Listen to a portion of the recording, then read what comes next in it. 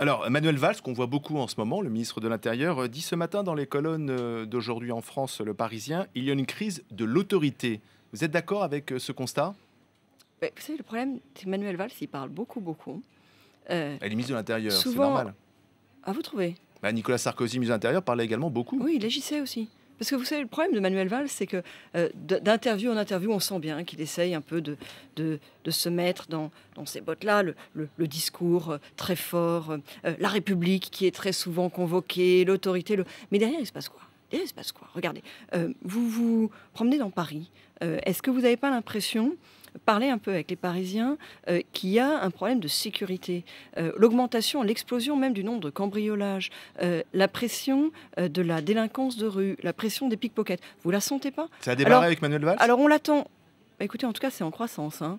Donc on l'attend dans les journaux à nous dire qu'il y a une crise de l'autorité ou sur le terrain à essayer de résoudre les problèmes de délinquance. Moi, ce serait plutôt sur le terrain à essayer de résoudre les problèmes de délinquance. Et pourtant, les Français aiment bien Manuel Valls, même ceux qui votent à droite.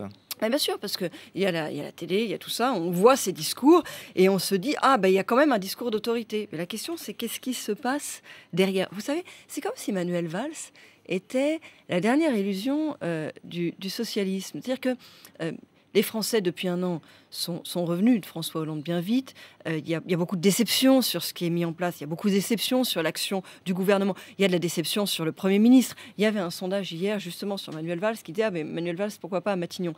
Ce que ça dit avant tout, c'est que les Français sont déjà très, très lassés de Jean-Marc Ayrault. Mais alors, on a besoin peut-être de se raccrocher à quelque chose. Et donc, il y a cette idée qu'on se raccroche au moins socialiste, en quelque sorte, des ministres du gouvernement.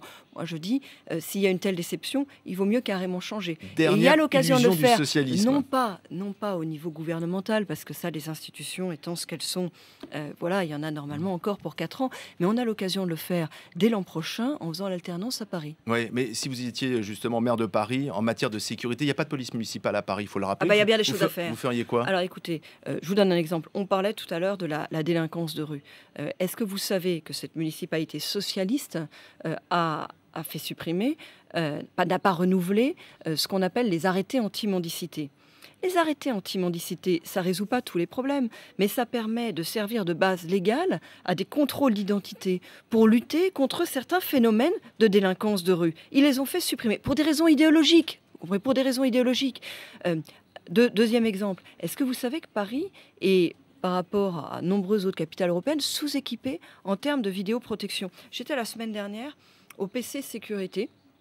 Et de la RAP, vous avez à la fois le PC sécurité de la RATP, donc c'est là qu'arrivent toutes les caméras de la RATP, et celui des caméras de surface de la préfecture de police. On fait des choses formidables avec les caméras. On peut suivre une bande qui est en train de se former. On peut anticiper. Donc, on peut derrière faire un flagrant délit.